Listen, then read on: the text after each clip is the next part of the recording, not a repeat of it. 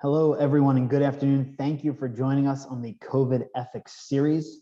This is our third season of the COVID Ethics series, our second episode called Doing What They've Trained to Do, Medical Student Responses to COVID. The challenging situation faced by medical, nursing, and health profession students as COVID hit led to the creation of the COVID series. So this is a very special session for us. Our very first episode engaged big questions about stress and moral distress. So in some ways, we're revisiting those themes today as we are graced by Emma Goldberg, Alex Tannenbaum, and Nick Cozzarelli. And we're going to talk through Emma's wonderful book and get some new medical student perspectives. So the COVID Ethics series, and I know many of you tune in whenever we have these sessions, so you're familiar with this, but for new folks, the COVID Ethics series relies on the idea that difficult ethical issues are best addressed by many folks from diverse backgrounds, practically reasoning together. In that very first session we had that I just alluded to, we had scholars and practitioners from many facets of healthcare thinking through what it might be like to be in a pandemic in response to our many health profession students who were pulled out of the hospital or couldn't go in to the acute care areas and were torn. They wanted to help, they wanted to do good work, but they didn't know safety concerns and other kinds of things, what they should do. So we'll be revisiting some of those themes today.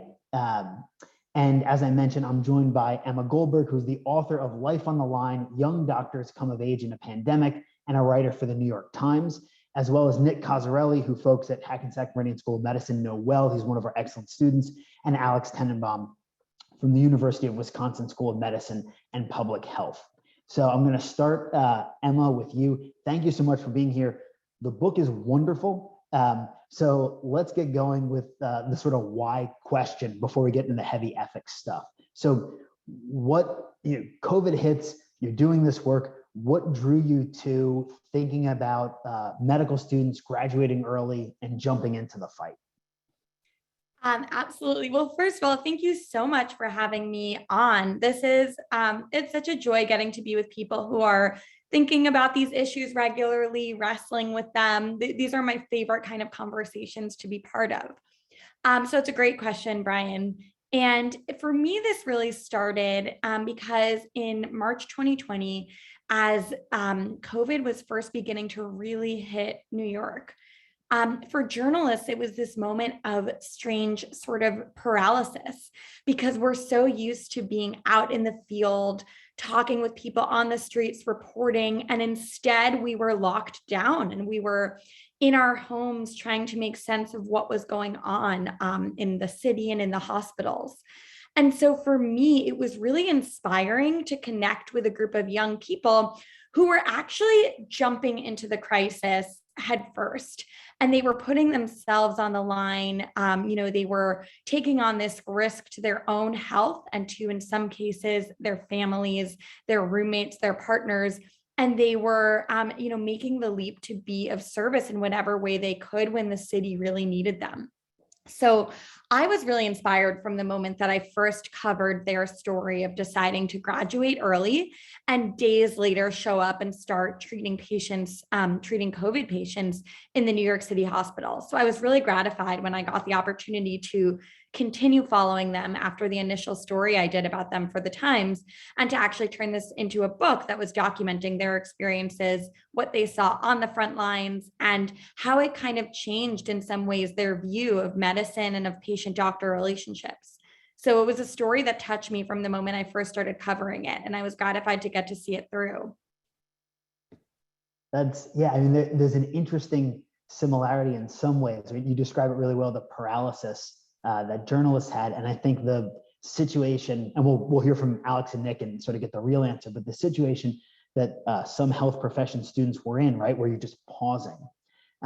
So one of the features of the book, which I found most compelling, was the attention to narrative. And that probably shouldn't be surprising, but in bioethics and medical ethics, there's a huge push for narrative medicine. There's arguments sort of in favor of thinking of human beings really as storytelling animals. So we've talked about a philosopher named Alistair McIntyre on this show previously, so folks who tune in all the time will have heard his name.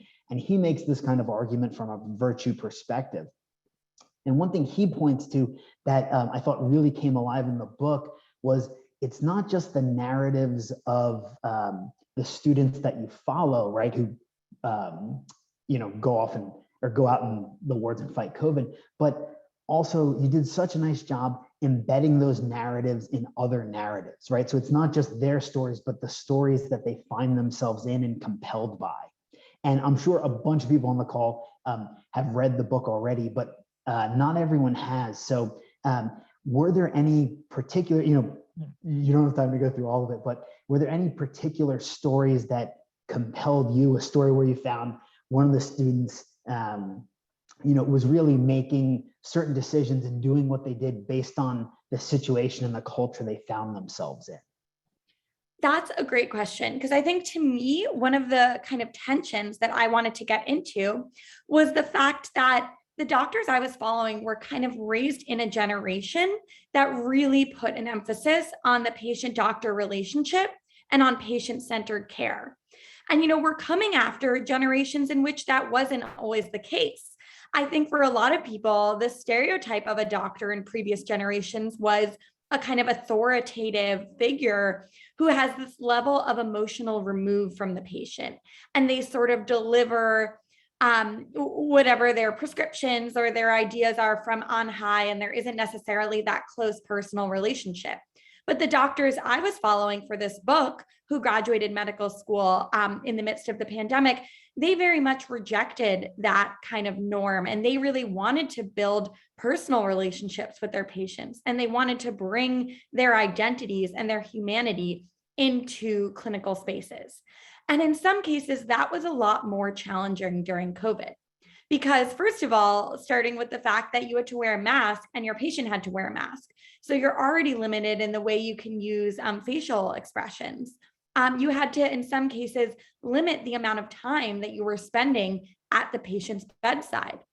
In a lot of cases, doctors, as you all know, couldn't meet the patient's families. So they're already also limited in the kind of relationships that they can form with the patient. So these doctors are coming into their own, starting their careers, wanting to build those relationships. And at the same time, they're starting out doing so in a moment when that's more challenging than ever. And I think that became very obvious to some of the doctors I was following from the moment they started their work. And I think one of the instances in which that became all too clear was one of the doctors I was following. One of the very first patients that he gave care to what was a man who died within 45 minutes of entering his care. And this doctor never got to meet the family. And he had to kind of call up the family right away and deliver this news. And then the first medical note that he ever signed his name to as an MD was a death certificate. And I think that kind of reality really poses a challenge and raises questions about why you're entering the medical field in the first place. Because I think for some of these doctors, when they were asked, why do you want to enter medicine? It's to heal and to form relationships and to really be there for patients in an emotional way in the most difficult moments. And in the times of COVID, in a lot of cases, that wasn't possible, or it didn't look possible in the ways that maybe these doctors had always envisioned doing so. Because for COVID, in the case of COVID, the care was moving fast, the clinical circumstances were moving fast, and that brought with it a host of new kinds of challenges. And so those were the kind of thorny issues. And I think, Brian, you used the phrase moral injuries that I really wanted to spotlight in the book.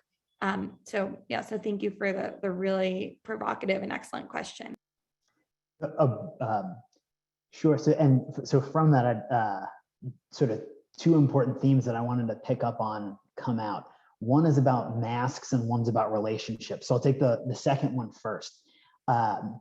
Another really nice point in the book about, I think the importance, or that was illustrated well through the stories about the importance of relationships is, so there's the practitioner-patient relationship, right, which is all over it. I mean, you just described so well. So if you haven't read the book, go buy the book and read it.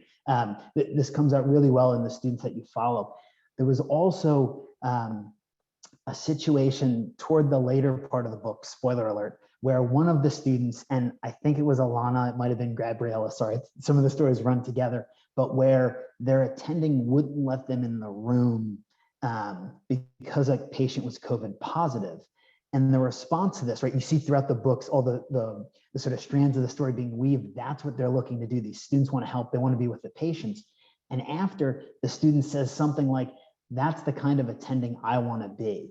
So I thought you also brought out really well the importance of sort of the teaching relationship and the protective relationship. And we have a bunch of medical and health professions educators on the call. So if you could sort of reflect on that for a moment, that would be great.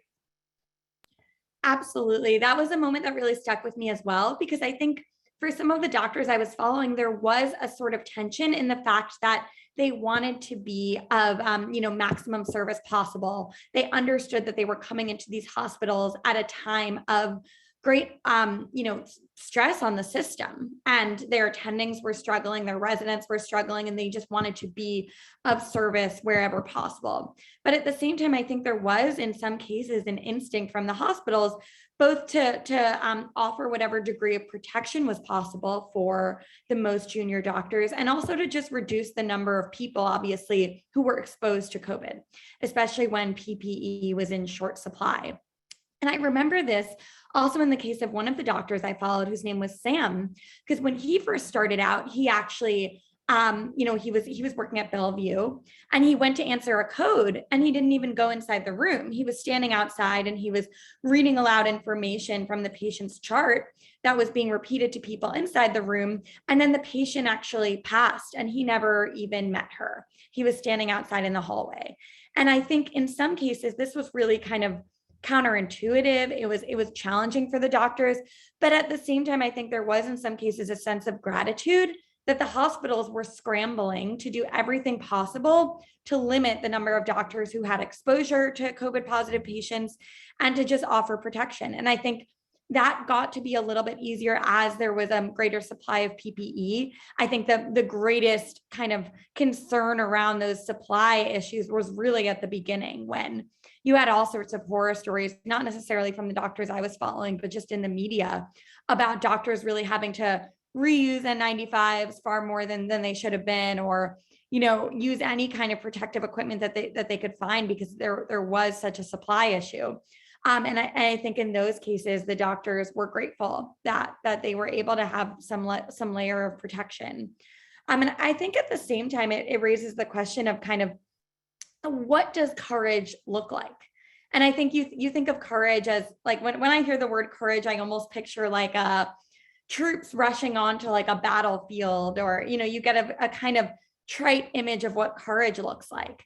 And I think from talking with the doctors I was following, I heard that in some cases that looked more complicated, because I think sometimes courage just meant sort of showing up where you could, but also recognizing where you might want to step back and let others step into the room.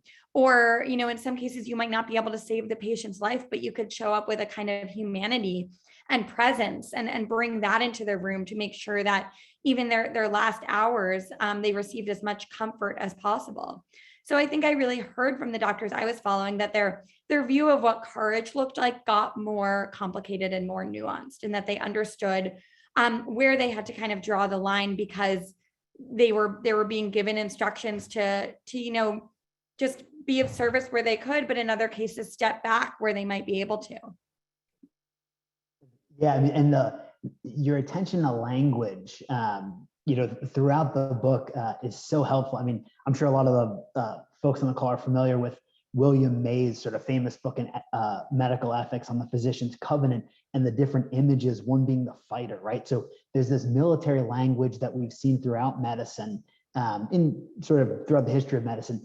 And then especially early on in COVID, right, where folks are being redeployed, right, to other kinds of specialties. And it was, well, from the outset, and I'm not a clinician, but it was heartening to sort of, read these stories of folks who may be going away from that kind of model. But let me shift and ask you one more question, since we've got the sort of protection topic on the table, and then we'll jump and get some med student perspectives. So when I think of protection in COVID, I'm thinking about masks, and masks have been a touch point for all sorts of socio-political all kinds of things. But there was a poignant part of the book, and I think this was Gabriella, where she goes, I think, with her mom to like grab a bite somewhere afterward.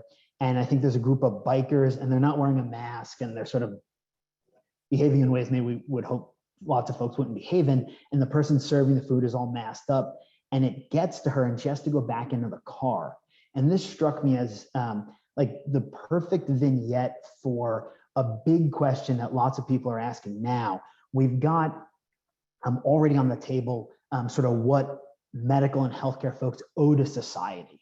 But what seems to be coming out more and more, right, given special privileges that they have, and we know the arguments, and you referenced Starr sort of masterfully, but we're now asking lots of big questions like, what does society owe healthcare folks, especially given COVID-19? So any reflections on that or thoughts about that vignette in the sort of greater context of the book? Yeah, I think that's a great way of framing it, of sort of, what medical workers, healthcare workers take this, the Hippocratic Oath, they say, they consider what their sort of pledge to their patients and to the field is. But I do think over the last couple of years, we've seen more and more the reverse of healthcare workers also feeling that they're owed something by the public. Because I think that there was a moment where, everyone was going outside and doing like the 7 p.m. applause, and that was a great tribute. But for some of the healthcare workers who I was covering in my reporting, the question was, but what else? Like, that 7 p.m. applause is nice, and it's great to have that little tribute, but are people really doing everything they can to lock down, to stay safe, and to like protect one another, to reduce the burden on the healthcare system? And I think that the question that came out of that for me, as I was talking with the doctors in the book, is what is the kind of underlying mental health crisis for healthcare workers that's going to come out of the last few years, and what are hospitals and medical training institutions and medical schools going to do to ensure that the healthcare workers who gave so much are also, being given in return as much support as possible? Because I think in a lot of cases, the healthcare workers who I was covering were seeing things that no one should have to see, especially early in their career, but really at all. There was one young doctor who I spoke with who was an intern during the COVID crisis. And I remember he described to me coming to work one day, and he had 2 patients, a mom and a daughter, and they both had COVID, and they were both admitted and put in the same room. And then one night the mom coded and she passed away. And the daughter was in the bed next to her, hearing as her mom was coding and as her mom passed. And the doctor walked away from that. He called me, and I remember him saying, like, no one should have to see what I just saw. And I don't know, he was saying, I don't know how this is going to bear out in the rest of my training and the rest of my career, because that's going to stick with me. And I'm going to wonder, how do I process that, and how do I kind of carry it forward into my career, knowing that I as a doctor will have to continue to witness things like that. And I think for me, that raised the question of, the trauma that healthcare workers carried coming the last few years isn't something that just like hits in one moment. It's going to be something that people carry and that they continue to wrestle with over and over with, that continues to maybe come out in unexpected moments. And I think the question for me coming out of that was, what are institutions going to do to support their workers supporting themselves and caring for themselves, and not just caring for their patients, but continuing to do the healing that's needed after a really traumatic year?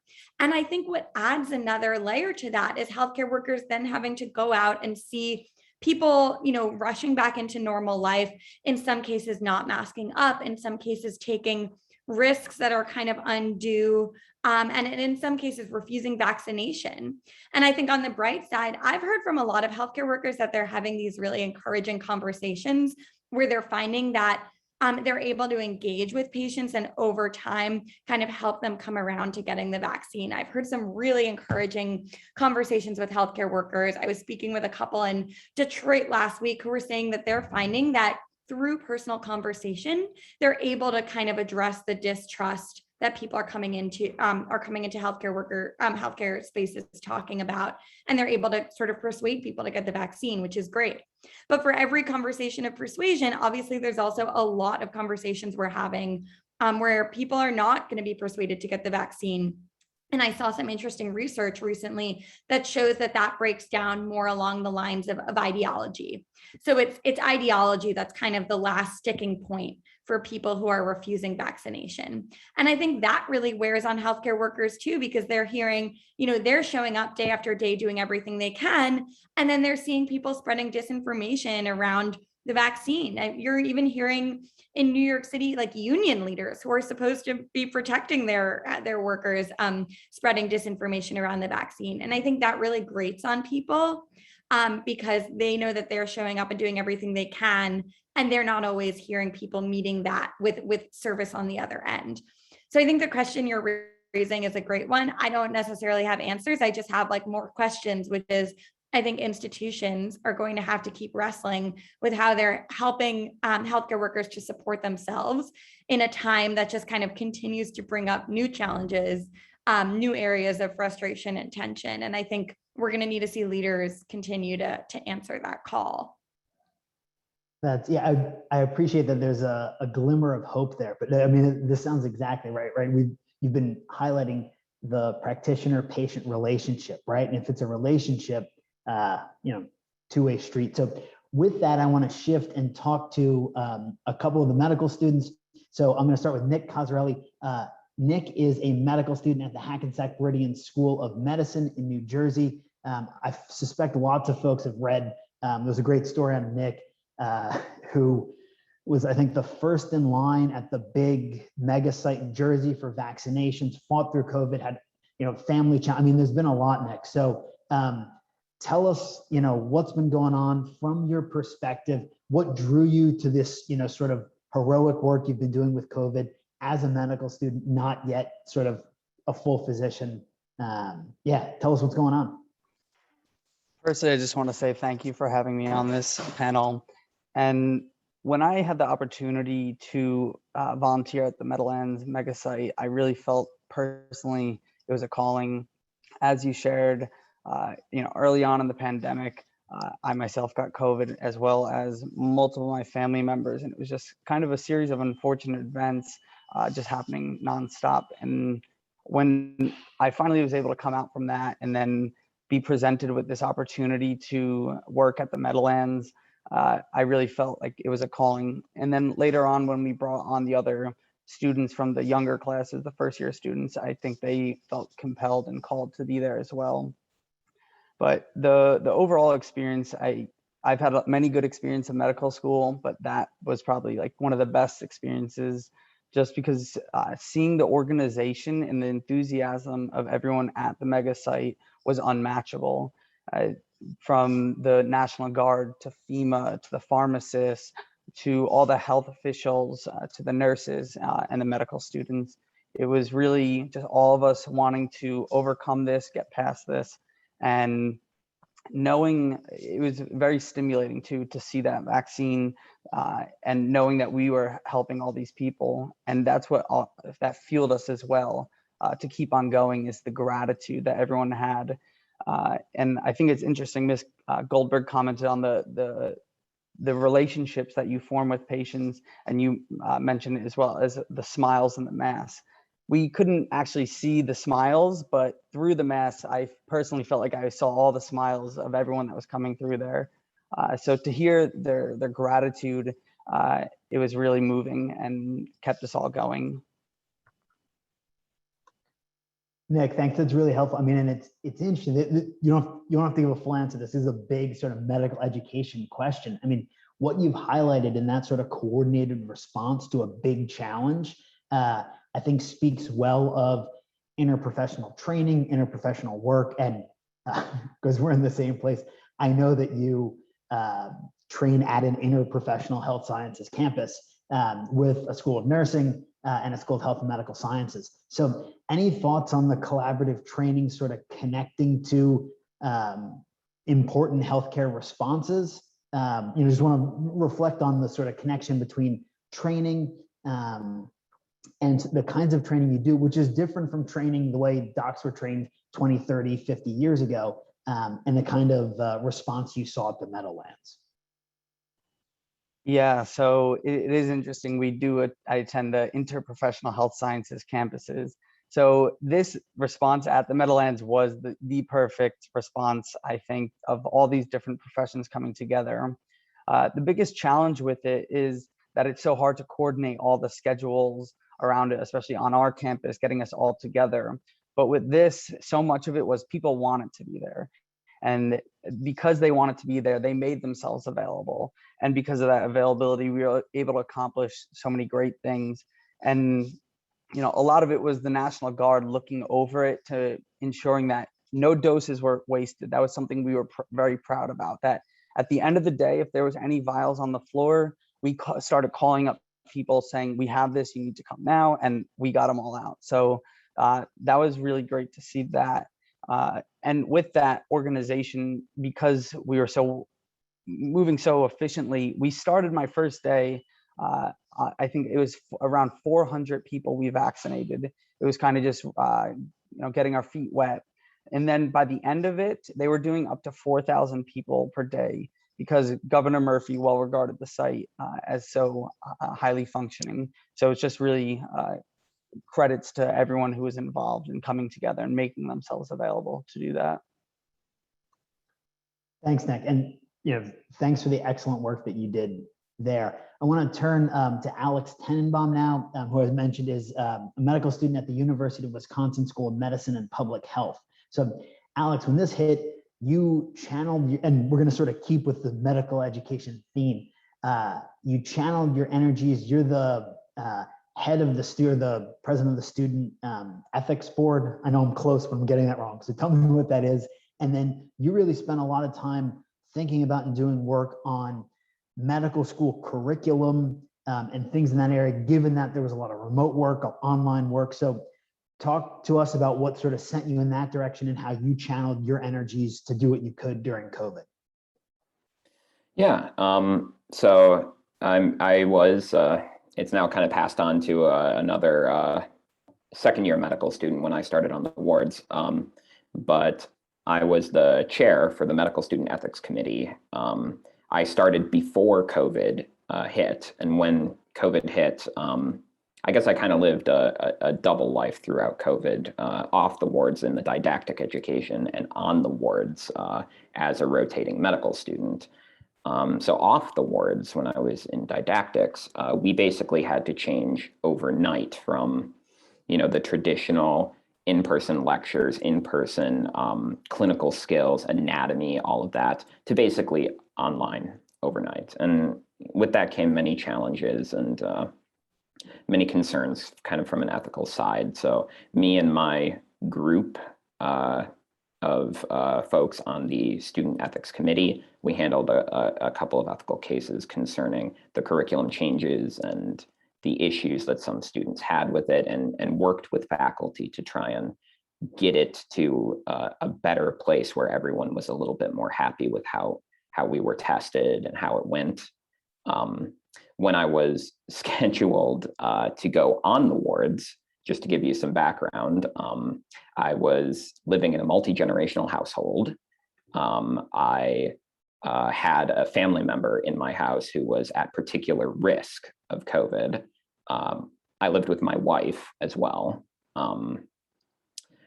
Vaccines were not yet available, and PPE was getting a little better, but my first assignment was infectious disease.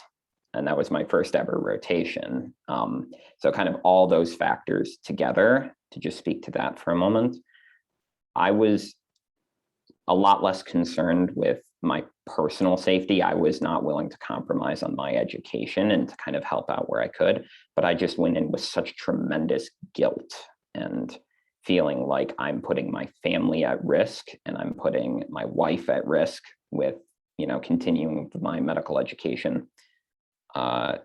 Grappling with that has been, tremendously difficult. But one way I tried to address that, and kind of in keeping with the ethics theme, is I worked in some of my off time a little bit off the wards and in a role with Dr. Tom Harder, who's at Gunderson Lutheran. So I'm going to give him a shout out. Excellent ethicist, but instead of necessarily going directly on the wards and increasing risk of exposure to patients as well as myself, we handled a lot of ethics consults, and we were able to, and I was able to get a lot of valuable training from a medical student and from a future physician perspective from afar, while still contributing to the wards and to care of patients. So that's been kind of an effective way to go about handling this guilt and kind of reducing my risk while still trying to contribute as much as I could to the care of patients. Thanks, Alex. Yeah, I mean, it's the guilt, the stress, and in certain instances, the moral distress, which really came out in our very first season sort of conversation about COVID and what practitioners and students were going through. And we always appreciate a shout out for Tom Harder. Folks who call into the show regularly will know Dr. Harder was on our resource allocation panel, a few months ago now. So he always deserves a good shout out.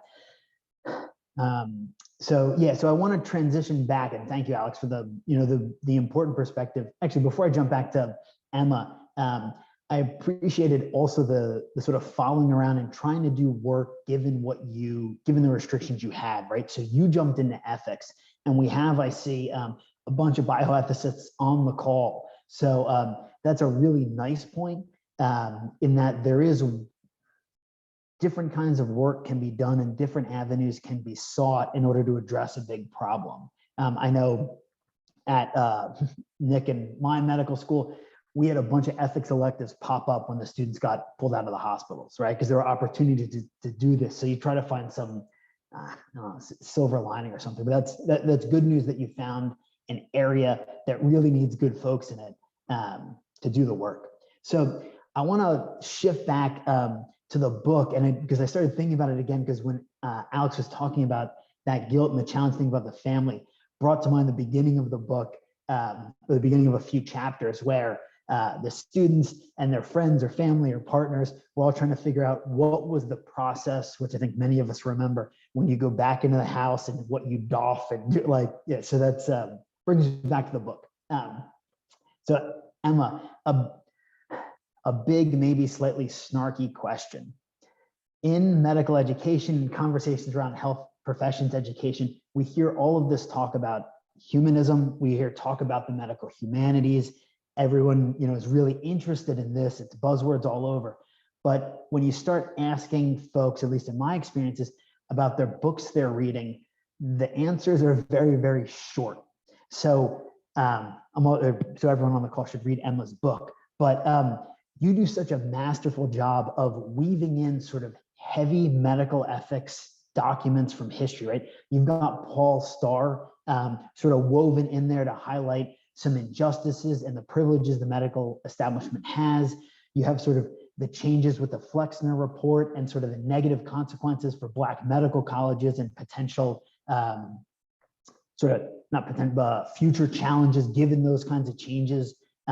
So I don't know, help me give a plug to folks for why they should read these important books like the one that you wrote, and how it's just as essential as sort of talking about humanism for 5 minutes in a class. And you can say it less snarky if you want.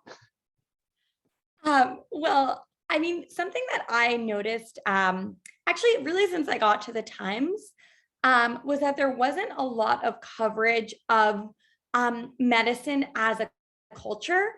And that, I think in journalism, there's a lot of reporting on medical developments and scientific research, but I had not seen a lot of stories about sort of the culture of medical training, the culture of medicine. And it's such an intense kind of micro world that I think people outside medicine don't always understand, and people within medicine don't always, have the time or those platforms to communicate about. And there's even there's a whole kind of language around residency and 24s, and there's so much of it within the lexicon of medicine that people outside medicine don't know or understand, and yet they're so affected by as patients. And people inside medicine, again, just don't really have the spaces to talk about in a way that feels really accessible to people outside of medicine. So it was something I've been really passionate about since I became a journalist, just finding ways to share the stories of medical culture, both because I think it's important and fascinating, and because I think it gives a really important, it puts a spotlight on areas for potential reform. And I've found that since I started writing stories about medicine, that then I'll hear, ways in which it sparked conversations within institutions about changes that are needed, whether around making medical school more accessible to low-income applicants, or around changing some of the policies around maternity and paternity leave for doctors, especially surgeons. That's been an area of coverage that I've done. So I just think that storytelling about medicine is so huge and so important.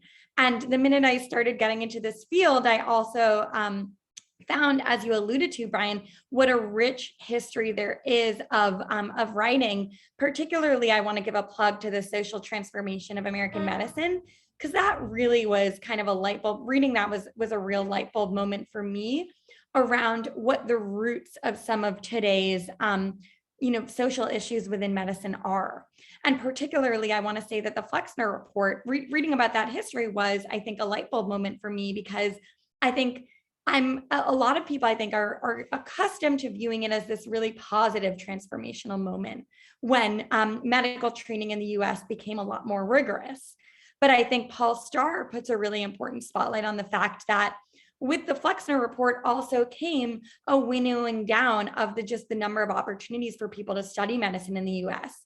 And that meant that a lot of rural medical schools shut down, a lot of Black medical schools shut down. And I think the medical field started to look a lot more homogenous. So when you think about the fact that today, under 6% of the US medical field is Hispanic, just around 5% is Black, you need to understand what the roots of that homogeny are. And that's also sort of very specifically, in some ways, was by design, by medical educators and leaders within the field wanting to kind of make it very elite, make it very moneyed, and that in some ways that blocked opportunities for people who weren't white and weren't wealthy to study medicine. And so reading about that history was just explained so much for me about the current field. I think when we think about what changes are needed in the field, we can't do that work without looking to and understanding the history. And I feel like a real debt of gratitude to people like Paul Starr and like others who have done that critical historical research. So I definitely want to give a plug for it. But I also just want to say, I think we need more and more people telling stories about the culture of medicine and bridging the gap between doctors and patients and lay people who want to understand why the medical field works the way it does. Yeah, thank you. That's super helpful and much better than my snarky plug that people should read more, right? I mean, I used to teach Paul Starr's book to undergrads who are interested in going into medicine, and similarly, their sort of eyes were open, like, oh, this is how things came about. And such an excellent point on Flexner, right? I mean, good reforms put in place to make sure that people, medical students were learning more, right? And you illustrate this really well, as opposed to just sort of paying a bill and getting in. But at the same point, right, this was done at a time when folks were paying even less attention to structural racism and implicit bias, right? So all of the sort of bad outcomes of this and taking schools down, which could have produced excellent doctors and addressed some of the big challenges today. So I want to take just two quick questions, then we'll and then we'll open it up to Q&A. And for folks who have a question, you can always send it to the host, or just you can tweet at us at SHU Bioethics. I've got that up, so send questions via Twitter. That's the easiest way, or you can get the moderator at BCP Ethics, both on Twitter.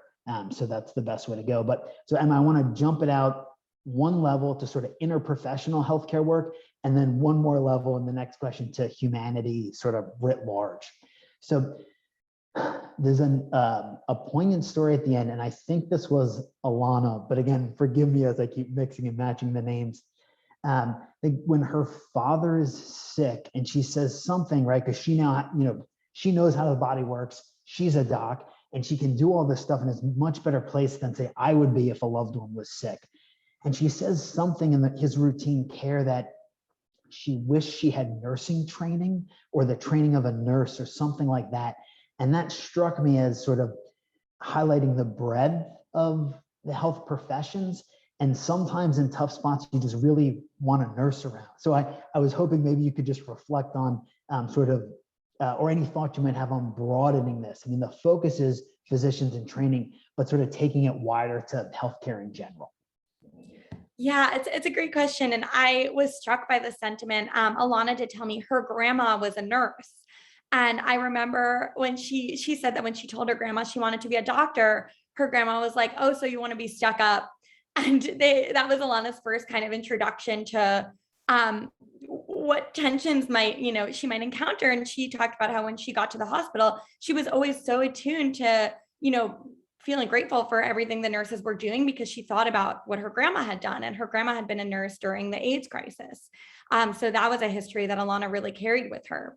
But more broadly, as I was covering the pandemic for the Times, something that was really important to me was thinking about who were the people in clinical settings whose stories weren't being told. And some that I got to write stories about that I was really touched by were the medical interpreters who were playing an essential role because so many COVID patients didn't speak English. And to get the highest quality care, they desperately needed those interpreters to help them communicate effectively with doctors. There were medical chaplains who, in some cases, some of the chaplains I spoke to were performing last rites for COVID patients. They were sitting at their bedsides and holding their hands and offering spiritual care in their, last days or hours. So I think there were so many people in clinical settings who weren't necessarily getting all the attention and the spotlight that doctors were getting. And I think it's so important that as we tell the stories of the pandemic, we also really think about the full breadth of people whose service was so essential to the COVID response.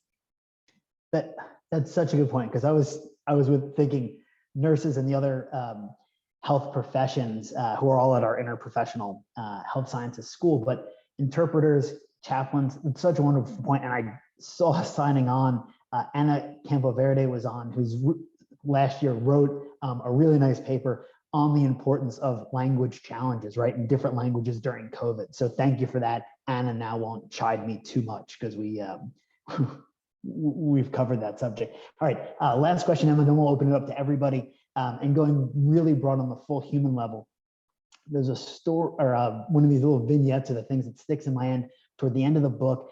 And I think it's Jay's mom who says, when things are challenging, and I won't quote it properly, but it's something like, when everything comes undone, you hold your child. And that struck me as one of the really challenging things with COVID, or any sort of anything where human beings who need to be together are sort of responding well by staying apart.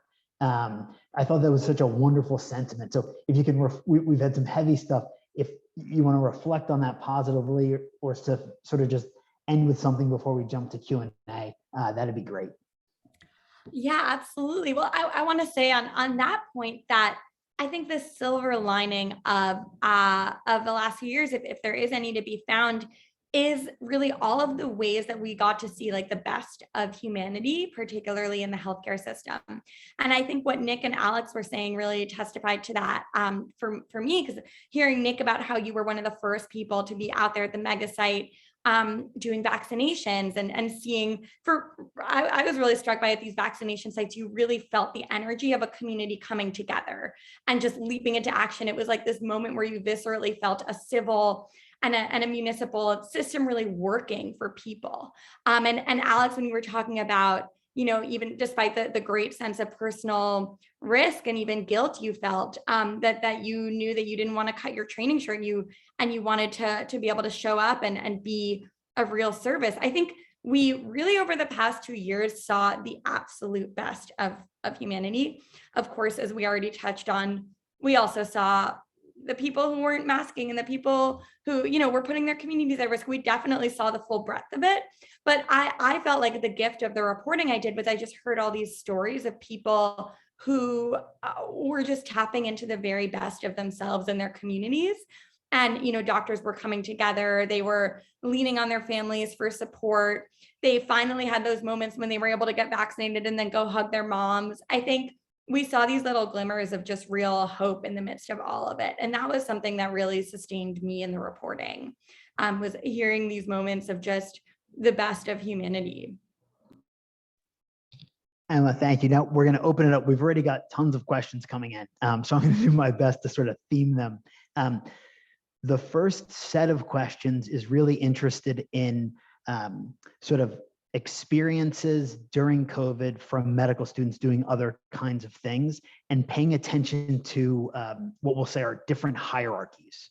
So so I'll ask everyone, since you've all done different work, we'll start with Nick, jump to Alex, and then Emma, from the reporting you've done, sort of, if you can sort of fill us in with folks who are directly on the wards. But how did you feel, or how did you sort of learn from others about how they felt about working alongside, higher level doctors, docs with more training, nurses, but people with more training, and sort of learning together, since this was novel, right? It's a point that's made really well in the book about that sort of learning at different levels. So Nick, you were with some heavy hitting folks. I know Dean Stanton and a lot of others were down there as well. Long storied careers. What was it like to be newer in your training, but faced, with COVID and working alongside of these folks? Yeah, that was a great opportunity to work with people like Dean Stanton and people who have such experienced careers. And really what they were echoing is that seeing the response now and was much better than things that they've done in the past because of the organization of it. And from that, they felt like they were in positions to learn as well.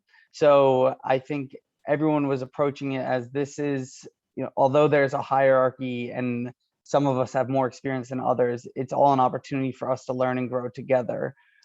So seeing some people, in these higher level positions come down and, admit what they don't know was nice to see. That it's a field where you're continuously learning, and this was the perfect example of us all learning together. Excellent, thank you. And it was a quick follow-up. So this sounds like a super positive experience. Sometimes hierarchies, especially in medicine, can be challenging. It sounds like you didn't run into that in what you were doing. And no, not in those example of the mega site. It was just, there was the hierarchy, but it was all, we were on the same level. Excellent, thank you. Alex, I want to turn to you, and I'm curious if this maybe came out more or less in some of the ethics work, but similar set of questions. How were things for you? What was it like, given the hierarchies in some medical cultures? Yeah, what was it like doing the work you did? Yeah, so kind of one of the more wild aspects of starting on infectious disease for my very first rotation was that I was also working directly with most of the regional experts in COVID and the people who were running a lot of the vaccine trials. And doing really impressive work with COVID. Working with them was an absolute joy, I would say. They had exceptional amounts of specialized knowledge on how COVID functions and how this pandemic progresses. So I felt like I got a lot of really good insider information on the science and the medicine of COVID, and probably the most up-to-date information I could get. In terms of hierarchy, I always felt they made me feel like a valued member of the team, even though I had just started a week ago, and I didn't know how to write a note or put in an order or anything like that. And I was scared. Like I mentioned, I was just racked with so much guilt about, am I going to get my family sick? Am I going to get my wife sick? But I had one doctor, I can remember a very specific situation. One doctor who's like this huge, impressive figure in the world of vaccines and communicable diseases. When I was ready to go see a patient, he put his hand on my shoulder and asked me how I was doing. And I said, I'm scared. I'm not, I'm worried about seeing these patients. And he said, Alex, I'm scared too. But you and I, we're going to do this together. And we walked in together, and he kind of helped me go through the interview and gave me tips on how to, connect with a patient with a mask on, with body language and with talking with my eyes and all that. So he was a tremendously busy guy, but he made time for me, and he made me feel like not only a valued member of the team, but also a person who's not just like a cog in the medical machine. A wonderful story to illustrate that point about COVID bringing out some of the best in humanity that Emma had mentioned before. Emma, on hierarchies, similar sort of thought, anything that strikes you from the work that you've been doing around this? Yeah, that was really another one of those kind of bright spots that I saw.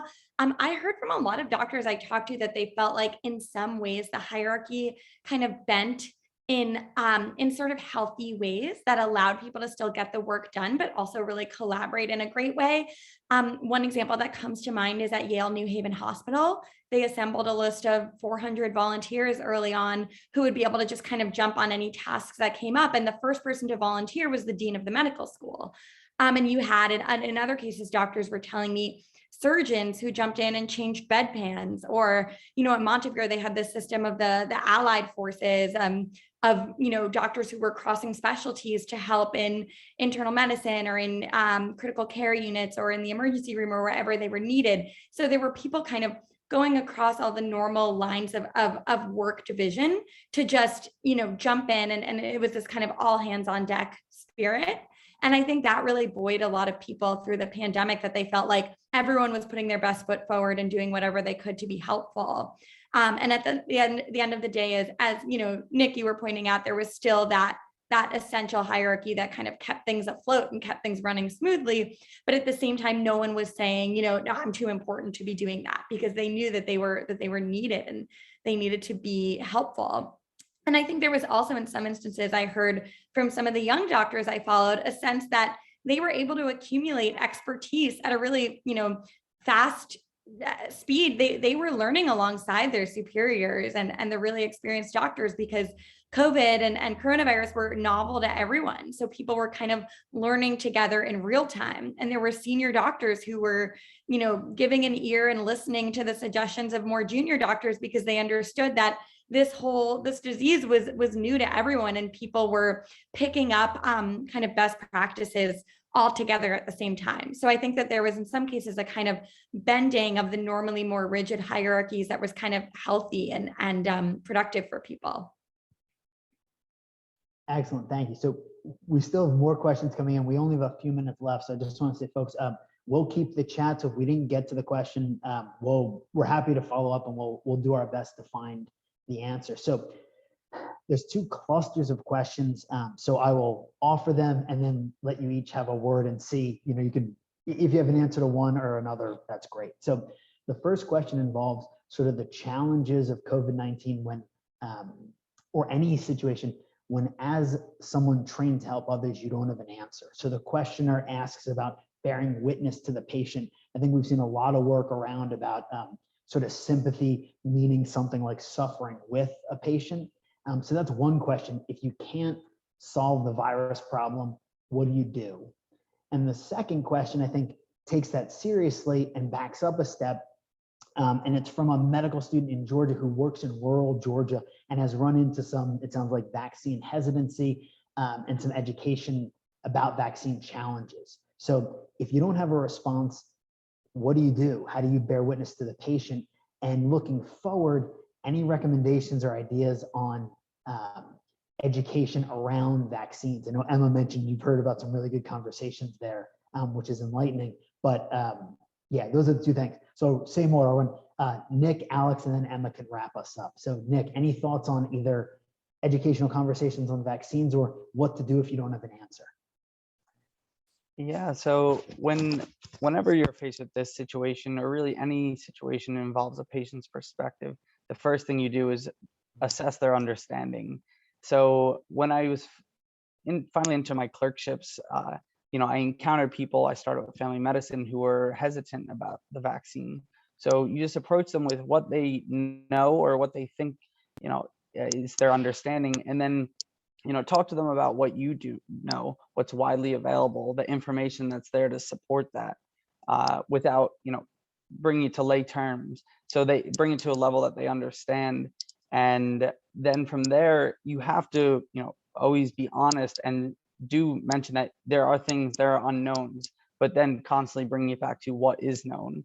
And so as long as you get their perspective, see their reasoning, and then talk about enforcing what is known, and then inspire some hope, then it could go a long way. Excellent. Thanks, Nick. Alex, thoughts on either of those? Yeah, so I guess in terms of answering a question that I don't have an answer to, I guess kind of clarifying that further, if it's something that I personally don't have the answer to, I'll tell the patient, I'll be very honest and say, I don't have a good answer for that, but I can try and find one. If it's more of a question of, is there a good answer out there? And if there is no good answer out there and no one has necessarily a good answer, then, and this also can go along with vaccine hesitancy, then the important thing is really to make sure that the patient is heard, that you have an honest conversation and address their fears about something, or at least hear them out. So with vaccine hesitancy, we would love like a fact sheet that just says, here are the reasons why X, Y, and Z. In my limited experience, I found that kind of approach just never works, because everyone has a different perspective and different specific hesitancies. So really digging deep about why someone in particular is hesitant and their motivations behind why they think that certain way. And then echoing like Nick said, being honest about the information that's out there in a way that's approachable, not necessarily blasting someone with numbers, right?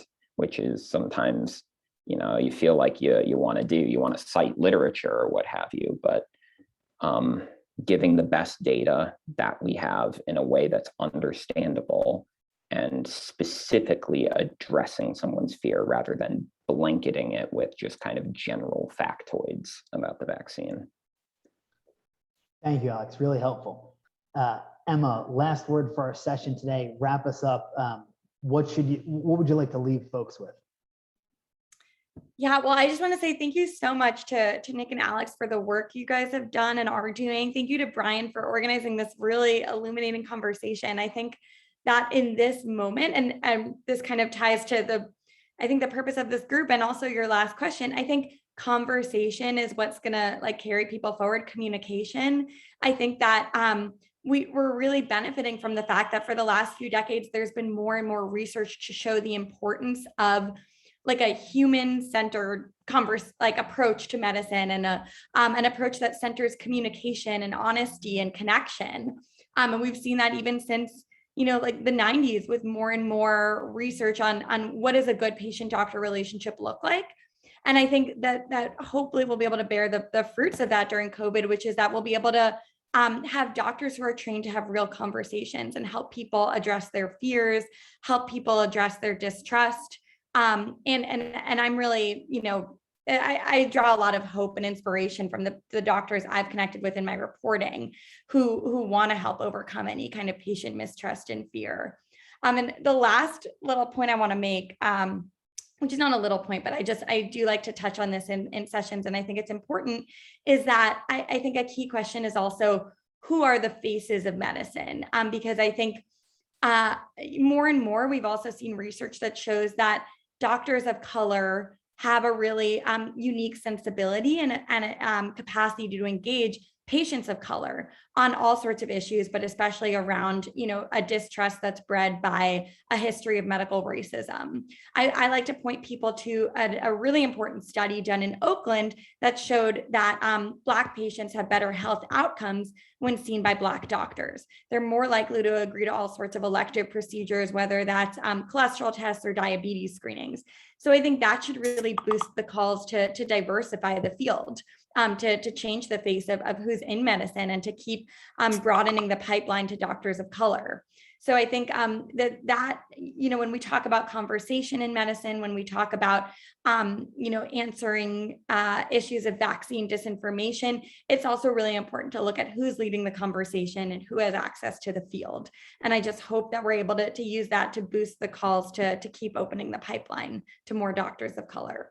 So thanks, Brian, for leading this session. Thanks so much, Nick and Alex. And thank you so much to all of you who made time for it. Emma, thank you. That was wonderful. And echoing Emma, yeah, thank you, Nick and Alex. And a shameless plug, given Emma's last point, for folks who usually show up, you know this, if this is your first time on the COVID Ethics series, check out our COVID Ethics webpage. We've had a couple of different sessions around racism in medicine, so there's some work there. And go buy Emma's book. It is excellent. Oh, good. We've got the slide up where you can get it, and it makes this point in that study from the book. Yeah, I mean, it's an excellent book. Every medical student, everybody teaching health sciences or health profession students should read it. So, also for everyone, please check out our podcast as well. We have some really interesting conversations with a bunch of folks. We just have put one out now with a bioethicist who actually got COVID and talks about the different and challenging roles of moving from practitioner to patient. We've got a great one on spirituality. We've got a wonderful podcast with a New York City contact tracer. And we've got some wonderful content. So please check out all this stuff. Buy Emma's book. Thank you all, and we'll see you around next time. Thank you all. Thank you for having me. Thanks, Thank guys. you. Thank you.